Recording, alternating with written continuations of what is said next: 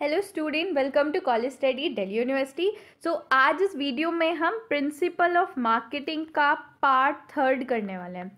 आपको पता है कि ये हमारी यूनिट थर्ड चल रही है और यूनिट थर्ड के मैं 2 पार्ट ऑलरेडी बना चुकी हूँ और क्योंकि मैं कॉन्सेप्ट डिटेल में बता रही हूँ तो आपके 3 पार्ट इसके होने वाले हैं। ठीक है, तो अब इसमें हम लेसन 3, अगर आप सोल की बुक से देख रहे हो तो सोल की बुक में जो लेसन 3 है, न्यू प्रोडक्ट डेवलपमेंट, वो हम इसमें कवर करने वाले हैं। और डोंट वरी, मैंने जितने भी कॉन्सेप्ट आपकी सोल की बुक में थे या आपके सिलेबस में थे सब अच्छे से कवर कराए हैं। यहाँ पे मैंने एक पूरा चार्ट बना के लगा दिया ताकि आप देख सको कि क्या क्या आज हम इसमें पढ़ने वाले हैं। तो पहले प्रोडक्ट लाइफ साइकिल पढ़ेंगे, उसके डिफरेंट स्टेजेस और बाकी सारी चीज़ें। इसके अलावा न्यू प्रोडक्ट डेवलपमेंट और उसके कैसा पूरा प्रोसेस होता है वो हम डिटेल में देखेंगे। तो चलिए शुरू करते हैं। तो देखो, आज के कॉम्पिटिटिव मार्केट में सबसे इंपॉर्टेंट है कस्टमर को सेटिस्फाई करना। कस्टमर की रिक्वायरमेंट अगर सेटिस्फाई नहीं हो रही है तो भाई देखो, तुम बहुत जल्दी मार्केट से बाहर होने वाले हो, ये सिंपल बात है। और मैनेजमेंट के शब्दों में कहो तो ये कहा जाता है कि या तो आप इनोवेटिव रहो या पेरिश हो जाओ। पेरिश मतलब बिल्कुल आप खत्म हो जाओगे। ठीक है, तो इसलिए कॉन्टिन्यूस डेवलपमेंट रखना, नया प्रोडक्ट लेके आना या एग्जिस्टिंग प्रोडक्ट में इंप्रूवमेंट करना बहुत ही ज़रूरी है। अब क्या क्या क्या ज़रूरत है एक नया प्रोडक्ट डेवलप करने की, क्यों करते हैं हम नया प्रोडक्ट डेवलप? तो देखो, जो कंज्यूमर और इंडस्ट्री है ना, वो कंटिन्यूसली इम्प्रूवमेंट चाहती है। जैसे कि अगर आप मोबाइल फ़ोन को ही ले लो, तो जैसे ये एप्पल का फ़ोन है, आप देखते होंगे कि एप्पल बहुत जल्दी नए नए फ़ोन जो है लॉन्च करता है। अभी i17 आया है शायद, है ना, आईफोन 17 आया है और इससे पहले भी इतने सारे आईफोन आ चुके हैं और बहुत जल्दी जल्दी वो नए नए आईफोन्स लॉन्च भी करते हैं। उसका रीज़न क्या है कि लोग ना बहुत जल्दी, आज की जनरेशन बहुत जल्दी पुराने मॉडल से बोर हो जाती है and they want the new and innovative model. तो इसलिए एप्पल ने इस चीज़ को पहचान लिया है and that is doing a development improvement, जिसकी वजह से एप्पल कितना अच्छा पैसा देखो कमा रहा है। इसके अलावा एवर राइजिंग इंटेंस कंपटीशन, देखो कंपटीशन भी बहुत इंपॉर्टेंट चीज़ है। कंपटीशन बहुत जल्दी बढ़ रहा है। अब जैसे कि एप्पल अगर फ़ोन लॉन्च कर रहा है तो उसके साथ साथ जो सैमसंग है वो भी तो नए नए फ़ोन लेके आ रहे हैं। अब अगर एप्पल बहुत टाइम बाद नया मॉडल निकाल के आएगा तो वो कंपटीशन से बिल्कुल बाहर ही हो जाएगा, बिकॉज और जो ब्रांड्स हैं वो एकदम कब्जा करने के लिए बैठी हैं। ठीक है, इसके अलावा high cost of not bringing forth new product which will result low sale volume and the profit from all stand by. इसका मतलब क्या है कि अगर आप नया प्रोडक्ट नहीं लेके आओगे ना तो आपकी जो सेल्स वॉल्यूम है वो बहुत कम हो जाएगी और आपका प्रॉफिट भी खत्म हो जाएगा। ठीक है, तो इसलिए नया प्रोडक्ट लाना बहुत ज़रूरी है। अब हमारा टॉपिक शुरू होता है प्रोडक्ट लाइफ साइकिल। अब मैम ये तो लाइफ साइकिल, हाँ लाइफ साइकिल। तुमने अभी तक बायो में ह्यूमन लाइफ साइकिल के बारे में पढ़ा था, लेकिन अब तुम पढ़ रहे हो प्रिंसिपल ऑफ मार्केटिंग। तो इसके अंदर हमें पढ़ना है प्रोडक्ट की लाइफ साइकिल। तो जैसे देखो, ह्यूमंस की लाइफ साइकिल होती है ना, वैसे ही प्रोडक्ट की भी लाइफ साइकिल होती है। ह्यूमन की लाइफ साइकिल में क्या होता है कि आप पैदा होते हो, बर्थ, उसके बाद एक मैच्योरिटी आती है और उसके बाद डेथ हो जाती है। ठीक है, यही 3 स्टेज होती हैं। उसी तरीके से प्रोडक्ट लाइफ साइकिल में भी ऐसी ही स्टेज होती हैं। तो product life cycle is refers to stage of product progress through while on a market, describing in sale profit competition from beginning until it remove from the market. मतलब जब से हमारा प्रोडक्ट जो है वो मार्केट में आता है तब से लेके जब तक वो मार्केट में रहता है और मार्केट से एग्जिट नहीं ले लेता, वो जितने भी फेजेस से गुजरता है, that is called product life cycle. अब प्रोडक्ट लाइफ साइकिल के क्या क्या फेज होते हैं? तो पहला है इंट्रोडक्शन, जब प्रोडक्ट इंट्रोड्यूस होता है, then growth, maturity and decline, and finally death. Death मतलब डिक्लाइन सेम ही है। ठीक है, अब किसी प्रोडक्ट की कितनी एज रहेगी या कितने लंबी उसकी लाइफ साइकिल होगी वो डिपेंड करते हैं टाइम पे, सेल पे और प्रॉफिट पे। ऐसा भी हो सकता है कि किसी प्रोडक्ट की जो पूरी लाइफ साइकिल है वो 10 साल की हो। ठीक है, ऐसा भी हो सकता है कि किसी प्रोडक्ट की जो लाइफ साइकिल हो वो सिर्फ 2 साल की हो। ये कंप्लीटली डिपेंड करता है अकॉर्डिंग टू टाइम, सेल्स और प्रॉफिट और कितना ज़्यादा कॉम्पिटिशन है। ठीक है, अब हम इन सारे फेजेस को थोड़ा डिटेल में समझ लेते हैं। तो सबसे पहले यहाँ पे मैंने एक पूरा डायग्राम लगा दिया है जिससे आप देख सकते हो कि यहाँ पे स्टार्टिंग में इंट्रोडक्शन होता है, फिर ग्रोथ, फिर मैच्योरिटी एंड देन डिक्लाइन। अब इनको डिटेल में पढ़ लेते हैं। तो सबसे पहले आता है हमारी इंट्रोडक्शन स्टेज। इंट्रोडक्शन क्या होता है? जस्ट बिगनिंग, बिल्कुल स्टार्टिंग वाली। इसमें क्या होता है कि हम प्रोडक्ट को अवेलेबल ही कराते हैं सेल्स के लिए और यहाँ पे हमारी सेल्स शुरू होती है। इसका ऑब्जेक्टिव होता है कि हम अपने प्रोडक्ट के लिए मार्केट डेवलप करें। मतलब ये कि हमारे प्रोडक्ट के बारे में लोग जाने, मार्केट को पता चले, ये हमारी इंट्रोडक्शन स्टेज का ऑब्जेक्टिव होता है। इसकी करेक्टरिस्टिक क्या है? देखो यहाँ पे जो सेल्स होती है वो बहुत कम होती है, क्योंकि यार नया नया तुम्हारा प्रोडक्ट आया है, एकदम से ज़्यादा सेल्स तो हो नहीं सकती। कंपटीशन बहुत ही लिमिटेड होता है, क्योंकि अभी तुमने एक इनोवेटिव प्रोडक्ट तुम लेके आए हो, तो किसी को पता ही नहीं था। अब तुमने इनोवेशन करके प्रोडक्ट लाया, तो किसी और का तुम्हारी जैसा प्रोडक्ट होना पॉसिबल ही नहीं है, तो कंपटीशन लिमिटेड होता है। लेकिन यहाँ पे बहुत सारी अनडिटेक्टेड टेक्निकल और मार्केटिंग प्रॉब्लम जो है वो आपको दिखनी शुरू हो जाती है, जो अब तक आपने डिटेक्ट नहीं करी है। इसके बाद जो इसके कस्टमर होते हैं ना, ये इंपॉर्टेंट पॉइंट है, इसके जो कस्टमर होते हैं वो होते हैं innovators. Who's are innovators? Innovators are those customer जो बहुत जल्दी किसी भी चीज़ को मतलब अपना लेते हैं। जैसे कि कुछ लोग ऐसे होते हैं ना, उनको नया नया सामान ट्राई करने में बड़ा मज़ा आता है, तो वो लोग होते हैं इनोवेटर। जैसे कि मान लो एआई आया, तो कुछ लोग ऐसे होंगे जिन्होंने बहुत लेट से चैट जीपीटी वगैरह यूज़ करना शुरू करा, कुछ लोगों ने तो अभी भी नहीं किया होगा, और कुछ लोग होंगे जो सबसे स्टार्टिंग में उन्होंने कर लिया होगा। तो ये जो सबसे स्टार्टिंग वाले हैं ना, इन्हें कहते हैं हम इनोवेटर्स। ठीक है। अब यहाँ पे जो इंट्रोडक्शन मार्केटिंग स्ट्रैटेजी, जब हमारा नया प्रोडक्ट आता है ना, तो उसे हमें कैसे मार्केट में लॉन्च करना चाहिए, क्या क्या हमारी मार्केटिंग स्ट्रैटेजीज होनी चाहिए, वो हम पढ़ने वाले हैं। तो देखो यहाँ पे हमारी 4 स्ट्रैटेजीज हैं। पहली, रैपिड स्किमिंग स्ट्रैटेजी। इसमें क्या होता है कि हम बहुत हाई प्राइस और प्रमोशन के साथ प्रोडक्ट को लॉन्च करते हैं। You can take an example of Apple. Apple का जो भी प्रोडक्ट होता है वो बहुत ही हाई प्राइस पे आता है, तो उसका एम क्या होता है? स्किम कर लेना, मतलब जो बहुत ही हाई इनकम वाले पीपल हैं, सिर्फ उनको ये टारगेट करता है।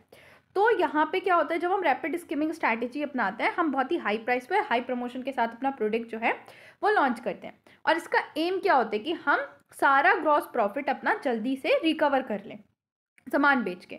ये ऐसा मानता है कि मार्केट जो है अनअवेयर है और उसके पास काफ़ी सारा पैसा है। मतलब जो लोग हैं उन्हें बस प्रोडक्ट के बारे में पता नहीं है, बाकी उनके पास पैसा बहुत है, और अगर उन्हें एक बार पता चलेगा तो कितना ही चाहे महंगा प्रोडक्ट हो, लोग एकदम से खरीदेंगे। ठीक है। नेक्स्ट स्ट्रैटेजी आती है स्लो स्किमिंग स्ट्रैटेजी। क्योंकि ये स्किमिंग है, स्किमिंग मतलब ऊपर ऊपर की जो लेयर है उसको देखना, तो ये हाई प्राइस पे तो लॉन्च होता है, बट यहाँ पे प्रमोशन हमारा कम रहता है। ये जो कॉम्बिनेशन है, इसका एम रहता है कि हम प्रमोशन पे भी ज़्यादा पैसा खर्च ना करें और प्राइस हाई रखें, जिससे हमारा ज़्यादा से ज़्यादा प्रॉफिट हम बहुत ही लिमिटेड टाइम में ले सकें। मतलब देखो, अगर मैंने ढिंडोरा पीट के अपने प्रोडक्ट के बारे में सबको बता दिया, तो ऑफकोर्स मेरे कॉम्पिटिटर को भी पता चल जाएगा, तो बहुत जल्दी मेरे कॉम्पिटिटर्स भी मार्केट में आ जाएंगे। बट अगर मैंने प्रमोशन लो रखा है, तो मैं क्या करूँगी, ज़्यादा कॉम्पिटिटर्स को पता नहीं चलेगा और मैं एक लिमिटेड मार्केट को टारगेट करके अपना प्रॉफिट अच्छे से कमा सकती हूँ। ठीक है। देन नेक्स्ट आता है rapid penetration strategy. Rapid penetration में क्या होता है कि हम ना बहुत ही लो प्राइस पे अपना प्रोडक्ट लॉन्च करते हैं कि बस हम किसी तरह मार्केट में एंटर कर जाएं, और क्योंकि ये रैपिड है तो मतलब हाई प्रमोशन हमारा यहाँ रहता है। इसका एम होता है कि हम बहुत जल्दी से मार्केट में पेनिट्रेट कर जाएं और लार्जेस्ट मार्केट शेयर कैप्चर कर ले, ज़्यादा से ज़्यादा लोग बस हमारा प्रोडक्ट परचेस करें। ऐसा ये अज्यूम करते हैं कि मार्केट काफ़ी बड़ा है और लोग जो है वो अनअवेयर हैं, तो इसलिए हाई प्रमोशन करने की बहुत ज़्यादा ज़रूरत है। लेकिन कंपटीशन बहुत ही हाई है, तो इसलिए प्राइस हमें कम रखने पड़ेंगे। ठीक है। और ये भी माना जाता है कि जो बायर हैं वो कम प्राइस पे ही सामान खरीदेंगे। देन आता है स्लो पेनिट्रेशन स्ट्रैटेजीज। इसका पर्पस होता है कि हम अपना प्रॉफिट कमाएं जो हाईली अवेयर मार्केट है। मतलब ये एज्यूम करते हैं कि मार्केट अवेयर है, उन्हें पता है हमारा प्रोडक्ट आ गया, तो हमें प्रमोशन करने की ज़्यादा ज़रूरत नहीं है, बट उन्हें सामान जो है वो सस्ते प्राइस पे चाहिए, तो इसलिए हम लो प्राइस पे अपना सामान बेचते हैं। और कंपटीशन भी बहुत ज़्यादा है, तो इसलिए प्राइस हमें कम ही रखने पड़ेंगे। देन हमारी नेक्स्ट स्टेज, अभी हम तुम्हें पता है ना, हम प्रोडक्ट लाइफ साइकिल पढ़ रहे थे, तो इंट्रोडक्शन स्टेज हो गई, नेक्स्ट इज ग्रोथ स्टेज। तो अब हमारी ग्रोथ स्टेज क्या है? देखो ये पीरियड में क्या होता है कि रैपिड मार्केट एक्सेप्टेंस मिलती है और हमारा प्रॉफिट भी इंप्रूव होता है। रैपिड मार्केट एक्सेप्टेंस का मतलब है कि जो हमारी सेल्स है वो इंक्रीज होती है। यहाँ पे सेल्स और प्रॉफिट कर्व इंक्रीज रैपिडली। मैंने तुम्हें अभी ऊपर डायग्राम में दिखाया था कि सेल्स और प्रॉफिट का कर्व ऐसे ऊपर की तरफ होता है, यहाँ बहुत जल्दी हमारी सेल्स और प्रॉफिट दोनों बढ़ता है। और यहाँ पे अर्ली इनोवेटर के अलावा और भी बहुत सारे कंज्यूमर होते हैं जो हमारा प्रोडक्ट परचेस करने लगते हैं। बट इस स्टेज में क्या होता है कि कॉम्पिटिटर्स आ जाते हैं और प्रॉफिट मार्जिन हमारा यहाँ पीक पे होता है, क्योंकि इकोनॉमी ऑफ स्केल होती है। इकोनॉमी ऑफ स्केल का मतलब क्या है कि हम बहुत ज़्यादा लार्ज प्रोडक्शन करते हैं, तो इसलिए हमारी जो कॉस्ट होती है वो कम हो जाती है। अब प्राइस जो है यहाँ पे या तो स्टेबल रहते हैं या फिर फॉल होने शुरू हो जाते हैं, क्योंकि हमें इकोनॉमी ऑफ द स्केल मिल ही रहा है, मतलब हमारी जो कॉस्ट है वो डिक्रीज हो ही रही है, तो हम अपना जो प्राइस है वो भी डिक्रीज कर ही सकते हैं। और इसलिए भी क्योंकि नए नए कॉम्पिटिटर आ रहे हैं तो हम प्राइस डिक्रीज कर लेते हैं यहाँ पे, ठीक है। जैसे कि एप्पल का आईफोन बाद में प्राइस डिक्रीज हो जाता है, तुम वो ले सकते हो। यहाँ पे हमारी मार्केटिंग स्ट्रैटेजी क्या रहती है कि हम अपने प्रोडक्ट की क्वालिटी इंप्रूव करते रहते हैं, नए नए फीचर उसमें ऐड करते रहते हैं और नया मार्केट को सर्च करते रहते हैं, और डिस्ट्रीब्यूशन चैनल भी अपना और ज़्यादा इंक्लूड करते रहते हैं, क्योंकि नया मार्केट मिलेगा तो नया डिस्ट्रीब्यूशन चैनल यूज़ करना पड़ेगा। हम यहाँ पे एडवर्टाइजिंग का जो पहला हमारा एम क्या था जब हम इंट्रोडक्शन स्टेज में आए थे, अवेयरनेस फैलाना, बट अब हमारा एम क्या होता है, एक्सेप्टेंस एंड परचेस, तो हमारा एडवर्टाइजिंग भी चेंज हो जाता है, ठीक है। नेक्स्ट स्टेज आती है हमारी मैच्योरिटी स्टेज। मैच्योरिटी स्टेज में क्या होता है कि मार्केट स्लो हो जाता है, मतलब हमारी जो सेल्स की ग्रोथ है वो स्लो हो जाती है, क्योंकि प्रोडक्ट ने जितनी एक्सेप्टेंस लेवल थी, जितने पोटेंशियल कस्टमर वो अब ग्रैब कर सकता था वो सब कर चुका है। तो यहाँ पे ग्राफ ऐसे होता है, ये वाली जो एरिया है ना ये हमारी मैच्योरिटी लेवल है। 1 मिनट में आपको दिखाती हूँ मैच्योरिटी लेवल का ग्राफ।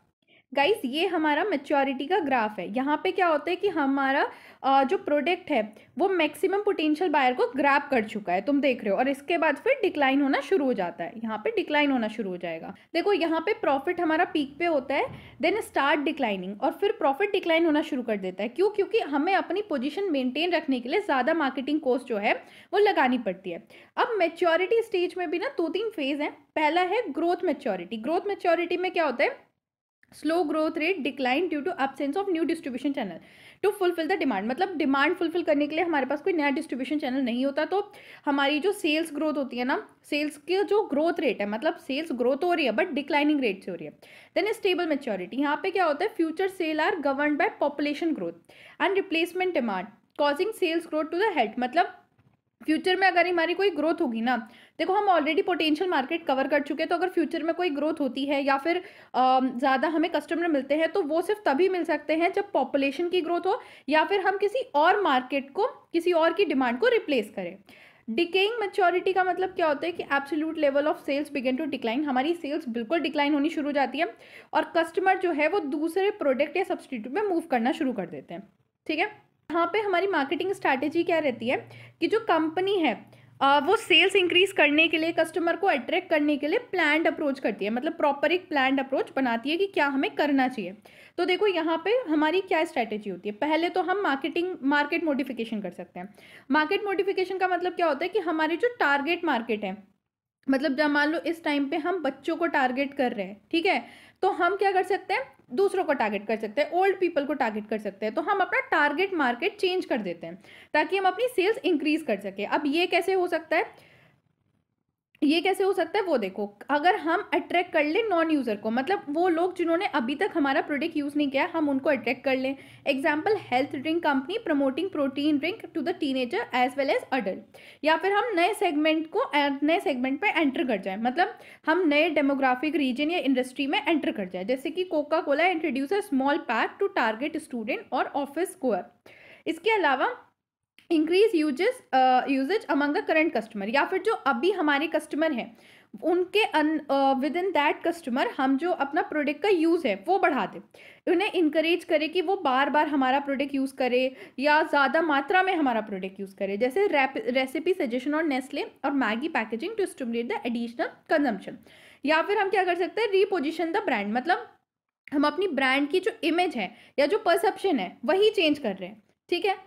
दूसरा स्ट्रैटेजी क्या हो सकती है, प्रोडक्ट मॉडिफिकेशन। प्रोडक्ट मॉडिफिकेशन मतलब हम अपने प्रोडक्ट में ही कुछ चेंज कर दें ताकि हमारी सेल्स बूस्ट हो जाए या नए यूज़र आ जाए और हमारे प्रोडक्ट को यूज़ करें। अब ये कैसे हो सकता है, या तो हम क्वालिटी इंप्रूव कर दें, मतलब ड्यूरेबिलिटी, रिलायबिलिटी, स्पीड या परफॉर्मेंस अपने प्रोडक्ट की इंप्रूव कर दें, जैसे कि स्मार्टफोन विद बैटरी लाइफ और फास्टर प्रोसेसर। या फिर हम फीचर इंप्रूवमेंट कर दें, मतलब हम नए नए फीचर्स जो हैं उसमें वो ऐड कर दें, like safety, versatile, convenience. Example, car adding backup cameras, automatic parking और एडवांस सेफ्टी सिस्टम। या फिर हम अपने प्रोडक्ट का स्टाइल इंप्रूव कर दें, updating appearance, design, packaging to make the product more attractive. तीसरी स्ट्रैटेजी क्या हो सकती है कि हम मार्केटिंग मिक्स मॉडिफिकेशन कर दें। अगर आप लोग पढ़ रहे हो अब तक कंटिन्यूसली तो मुझे पता है कि आपको मार्केटिंग मिक्स क्या होता है ये पता होगा, ठीक है। तो मार्केटिंग मिक्स मॉडिफिकेशन या तो हम प्राइस मॉडिफाई कर दें या प्रमोशन स्ट्रैटेजी मॉडिफाई कर दें या फिर हमारा प्लेस या डिस्ट्रीब्यूशन सिस्टम को मॉडिफाई कर दें।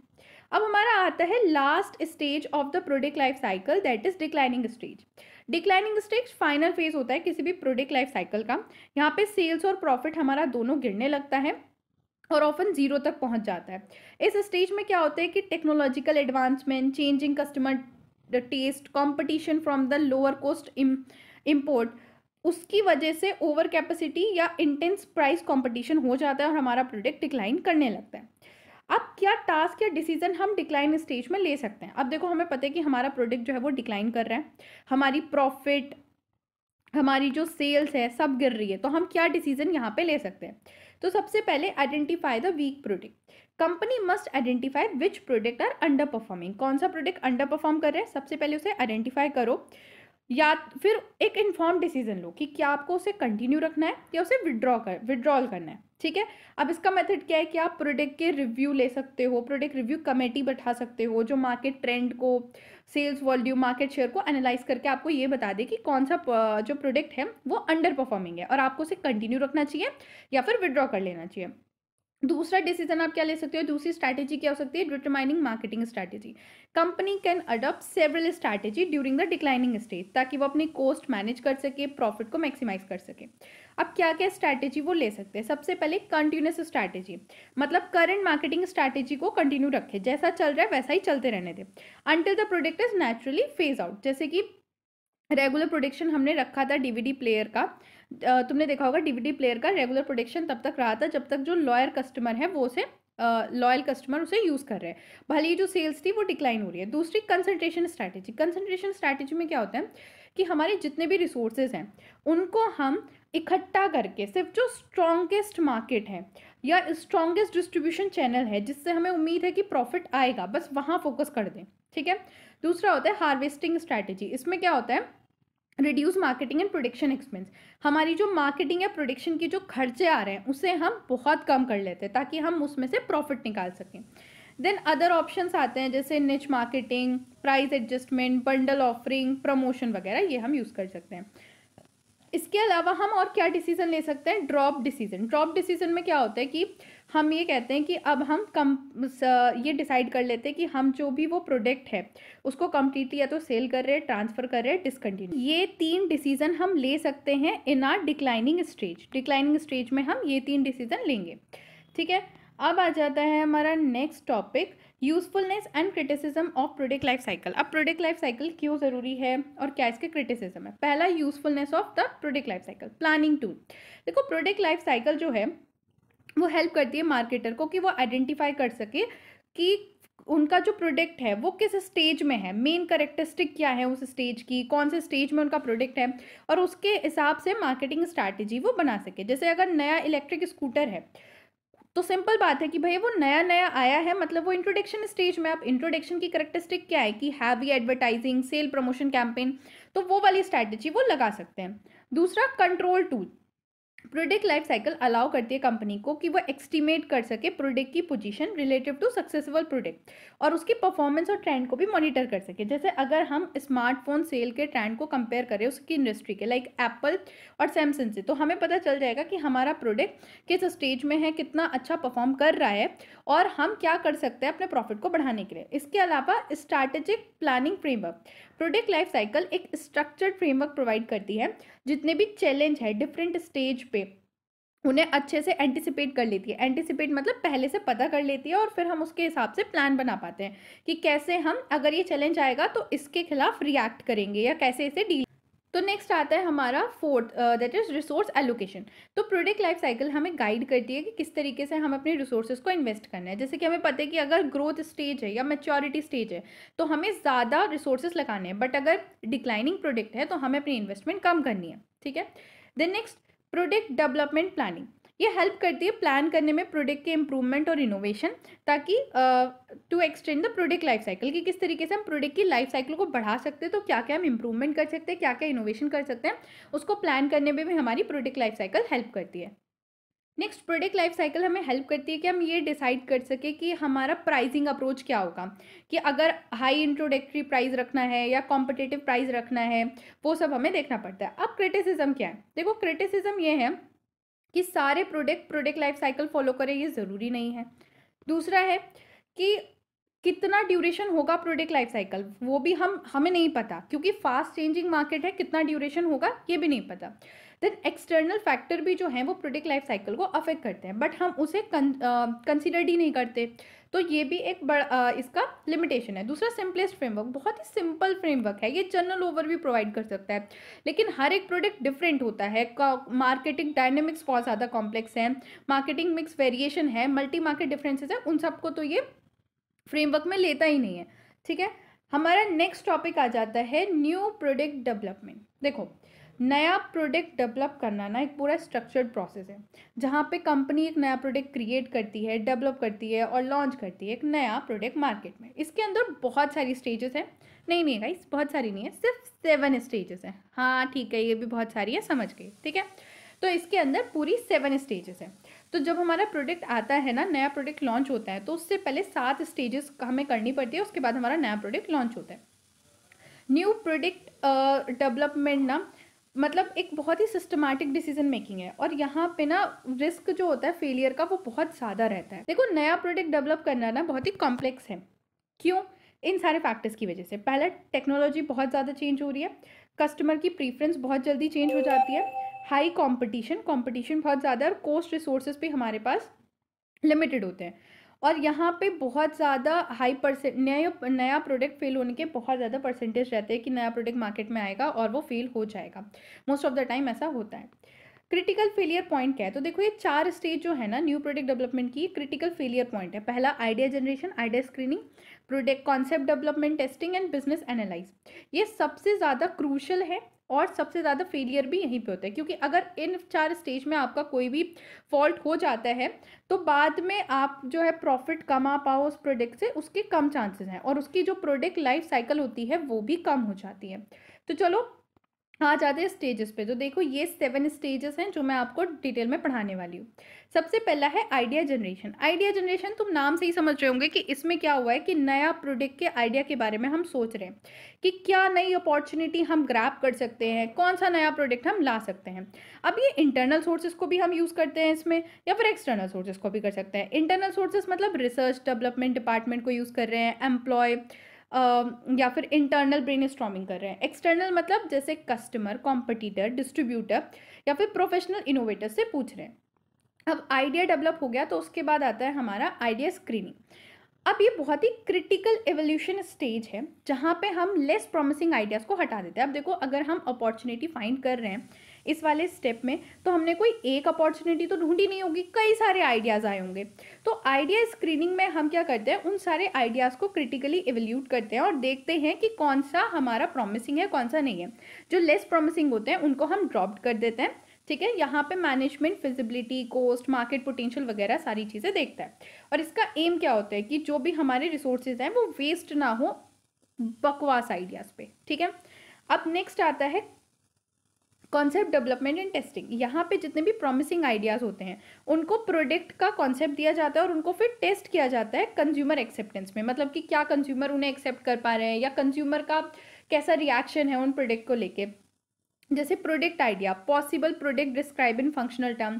प्रोडक्ट कॉन्सेप्ट का मतलब है subjective consumer meaning including features. Product concept में क्या होता है, फीचर, यूजर, बेनिफिशियर, प्राइस वगैरह। ठीक है, देन नेक्स्ट स्टेप आता है बिजनेस एनालिसिस। यहाँ पे हम जो कमर्शियल वेबिलिटी है प्रपोज प्रोडक्ट की वो देखते हैं। कमर्शियल वेबिलिटी मतलब सेल्स कितनी होगी, हम कितना मतलब प्रॉफिट उससे डिराइव कर सकते हैं, या रेट ऑफ रिटर्न क्या आएगा इन्वेस्टमेंट पे, वो सब। ठीक है, यहाँ पे हम बहुत सारी टेक्निक भी यूज़ करते हैं, जैसे break even analyse, discounted cash flow technique और रिस्क एनालिसिस। तो मैं ये सब पढ़ा लग रहा होगा ना, जिन लोगों ने मैनेजमेंट अकाउंटिंग में पढ़ लिया होगा उनको ये सब बहुत अच्छे से समझ आ रहा होगा। नेक्स्ट आता है डेवलपमेंट स्टेज। डेवलपमेंट स्टेज में क्या होता है कि हम अपने जो आइडिया हैं, अपने जो कॉन्सेप्ट हैं, उनको एक टेंजिबल प्रोडक्ट में ट्रांसफॉर्म कर देते हैं। और यहाँ पे हम पायलट मॉडल क्रिएट करते हैं या फिर एक और प्रोटोटाइप क्रिएट करते हैं। मतलब स्टार्टिंग होती है, ठीक है, अब हम उसे फिर टेस्ट करेंगे, तब हम देखेंगे कि क्या। तो वो जो टेस्टिंग वाला प्रोडक्ट होता है ना, उसे कहते हैं पायलट मॉडल या प्रोटोटाइप। और फिर हम टेक्निकल या कमर्शियल फिजिबिलिटी टेस्ट करते हैं। तो नेक्स्ट आता है टेस्ट मार्केट। अब हम यहाँ पे टेस्ट कर रहे हैं, प्रोडक्ट को लॉन्च किया जाता है लिमिटेड मार्केट में, एक छोटे मार्केट पे, और रियल ये देखने के लिए कि रियल वर्ल्ड में लोग उसे कैसे अपना रहे हैं, अच्छा लोगों को पसंद आ रहा है या नहीं आ रहा। चेक करते हैं कि क्या टारगेट कस्टमर जो है वो हमारे प्रोडक्ट को खरीद भी रहे हैं या नहीं। हम मार्केटिंग मिक्स एलिमेंट्स को भी चेक करते हैं और देखते हैं कि क्या हमारा प्रॉफिट या सेल्स उस प्रोडक्ट से हो सकता है। अगर हमारे आउटकम अनफेवरेबल होते हैं तो हम पोस्टपोन कर देते हैं अपने प्रोडक्ट लॉन्च को या कैंसिल ही कर देते हैं, ठीक है। जैसे McDonald testing a new burger in selecting city before a nation wide launch. Next आता है कमर्शियलाइजेशन। कमर्शियलाइजेशन में हम क्या कर रहे होते हैं, फुल स्केल लॉन्च कर देते हैं अपने प्रोडक्ट को मार्केट में with finalise marketing strategy and allocation of resources. यहाँ पे क्या होता है, इंटर डिपार्टमेंटल कॉर्पोरेशन चाहिए होती है, प्रोडक्शन, मार्केटिंग, फाइनेंस, सबको, क्योंकि भाई देखो हमारा जो प्रोडक्ट है वो फुल्ली अब लॉन्च हो रहा है, तो सारे ही डिपार्टमेंट को कॉपरेट करना पड़ेगा। यहाँ पे कौन कौन सी एक्टिविटी होती है, production facility, finalising a budget, implementation, promotion campaign. जैसे कि आईफोन को वर्ल्ड वाइड में लॉन्च कर दिया, तो ये किसको सपोर्ट किया, प्रोडक्शन रैम बॉक्सेस को सपोर्ट किया, एडवर्टाइज किया बहुत ज़्यादा, रिटेल प्रिपरेशन की, क्योंकि अगर वर्ल्ड वाइड में लॉन्च करना है तो देखो हमें ऐड वगैरह भी तो चलाने पड़ेंगे ना, इन्फॉर्म भी तो करना पड़ेगा ना यूज़र को, तो वो सब इसमें आता है। तो इसी के साथ आपका जो यूनिट नंबर 3 था वो हमने पूरा कंप्लीट कर लिया है, उसके सारे पार्ट कंप्लीट हो गए हैं। और आपको ये जो नोट्स हैं, अगर आपको ये नोट्स चाहिए तो आप हमारे टेलीग्राम चैनल ज्वाइन कर सकते हो, और टेलीग्राम चैनल का लिंक आपको डिस्क्रिप्शन बॉक्स में मिल जाएगा, ठीक है। वहाँ पे आपको सारे नोट्स मिल जाएंगे। Thanks for watching. और अब कंटिन्यूसली सारी वीडियोस आ रही हैं, तो टाइम टू टाइम पढ़ते रहो, एंड में मत छोड़ो। जो भी सब्जेक्ट की वीडियोस आ रही हैं उन्हें कंप्लीट करके रखो ताकि तुम अच्छे से प्रिपरेशन कर सको।